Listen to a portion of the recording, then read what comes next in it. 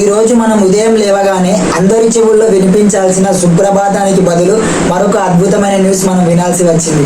అదే ఆపరేషన్ సింధూర్. అసలు ఏంటి ఆపరేషన్ సింధూర్? ఈ పేరు ఎందుకు పెట్టాల్సి వచ్చింది? పాకిస్తాన్ పై రాత్రికి రాత్రి ఎందుకు దాడి చేయాల్సి వచ్చిందో తెలుసుకుందాం. ఏప్రిల్ 22, 2025 రోజు మన భారతదేశంలో భాగమైన జమ్మూ కాశ్మీర్లోని పహల్గామ్ అనే నగరంలో జనాలను ఆకట్టుకుని కొన్ని అద్భుతమైన ప్లేసులు ఉన్నాయి. Like hill station, Amarnath cave temple, ఇలాంటి ప్లేసెస్ ని వీక్షించడానికి వచ్చిన అబ్బం శుభం తెలియని అమాయక ప్రజలను టెర్రరిస్ట్ నా కొడుకులు కాల్చి చంపారు. ఆ సంఘటనలో భాగంగానే కేవలం పెళ్లి జరిగిన 7 రోజులలోనే హనీమూన్ ట్రిప్ కు వచ్చిన ఆ జంటలో ఒకరిని చంపి ఆ స్త్రీ నిధిటి తిలకాన్ని పోయేలా చేశారు. ఆ స్త్రీ నన్ను కూడా చంపేయండి అని వాళ్ళతో చెప్తే వాళ్ళు వెళ్ళి మీ మోడీతో చెప్పుకోండి ఇక్కడ ఈ జరిగిన టెర్రర్ అటాక్ గురించి అని చెప్పారు. ఆ పహల్గామ్ అటాక్ లో 28 మంది చనిపోయారు. చాలా మంది స్త్రీలు వాళ్ళ యొక్క పసుపు కుంకుమలను కోల్పోవాల్సి వచ్చింది. ఈ సంఘటన తెలుసుకున్న భారత ప్రభుత్వం వెంటనే ఎందుకు రియాక్ట్ అవ్వకుండా ఈ రోజు వరకు సమయం తీసుకుంది అంటే దానికి గల బలమైన కారణం ఉండే ఉంటుంది. అది ఏమిటంటే భారతదేశం అంటేనే అన్ని మతాల వాళ్ళు నివసించడానికి అనుకూలమైన నిలయం. అందులో మరీ ముఖ్యంగా ఆచార సాంప్రదాయాలు ధర్మో రక్షితి రక్షిత అంటూ పాటిస్తున్న మనం ఒక ప్రాణాన్ని అంత ఈజీగా తీయలేం. ఎందుకంటే పాకిస్తాన్ లో కూడా ఈ టెర్రర్ అటాక్ కు సంబంధం లేని అమాయక ప్రజలు ఉండే ఉంటారు. ఈ అమాయక ప్రజల ప్రాణాలకు ఎటువంటి ఇబ్బంది లేకుండా ఈ టెర్రరిస్టులు నివసిస్తున్న స్థావరాలపై భారత ఆర్మీ నిఘా పెట్టి ధ్వంసం చేయాలనుకుంది. 22 ఏప్రిల్ 2025 నాడు జరిగిన ఈ పహల్గామ్ అటాక్ కు దీటుగా 14 రోజుల ప్రాపర్ ప్లానింగ్ తో భారత ప్రభుత్వం రాత్రికి రాత్రే ఎయిర్ స్ట్రైక్ తో టెర్రరిస్టుల 9 స్థావరాలను మట్టిలో కలిపింది. ఈ ఆపరేషన్ కి పెట్టుకున్న పేరే ఆపరేషన్ సింధూర్. అసలు ఆపరేషన్ సింధూర్ అంటే ఏంటి?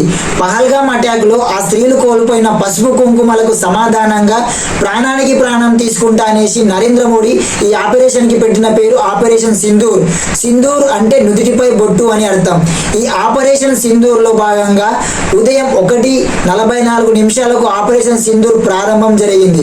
ఉదయం 1:45 మన బార్డర్కి పిఓకే బార్డర్కి 100 కిలోమీటర్ల దూరంలో ఉన్నటువంటి 9 టెర్రరిస్టుల యొక్క స్థావరాలపై ఏకకాలంలో మిస్సైల్స్ దాడులు జరిగాయి.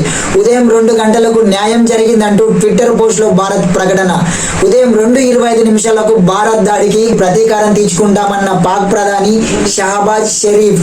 అప్డేట్ న్యూస్ ఏంటంటే 9 ఉగ్రవాద స్థావరాలపై మట్టిలో కలిపేసినప్పటికీ మనం చంపాలి అనుకున్న మసూద్ అజాజ్ అనే టెర్రర్ ఇంకా బ్రతికే ఉన్నాడు అంటూ తాను రాసిన లేక సోషల్ మీడియాలో వైరల్ అవుతుంది. ఏది ఏమైనప్పటికీ ఫైనల్ గా మన భారత్ లో జరుపుకునే దీపావళి పండుగ ఈసారి ముందుగానే పాకిస్తాన్ తో జరుపుకుంది. చివరిగా ఒకటి నాకు నచ్చిన విషయం ఏంటంటే పహల్గామ్ అటాక్ తర్వాత భారత ఆర్మీ అనుకుంటే ఈ ప్రపంచ పటంలో పాకిస్తాన్ అనే దేశమే లేకుండా చేయగలదు.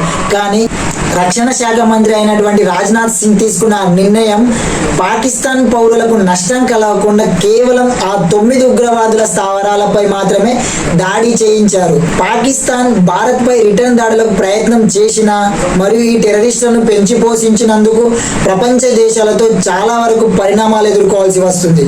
చూద్దాం భారత్ పాకిస్తాన్ యుద్ధం ఎంతవరకు సాగుతుందో. చివరగా పాకిస్తాన్ ఏమైనా మిస్టేక్స్ చేస్తే భారత్ ఆర్మీ పాకిస్తాన్ కి ఊపిరి పీల్చుకునే సమయం కూడా ఇవ్వకుండా ప్రపంచ పటంలోనే పాకిస్తాన్ లేకుండా చేస్తుంది. మీకు నా ఈ కంటెంట్ నచ్చితే లైక్ చేయండి, షేర్ చేయండి, సబ్స్క్రైబ్ చేసుకోండి, బెల్ ఐకాన్ని ఆన్లో పెట్టుకోండి. నా వీడియోస్ ఎప్పటికప్పుడు మీ ముందుకు వస్తాయి.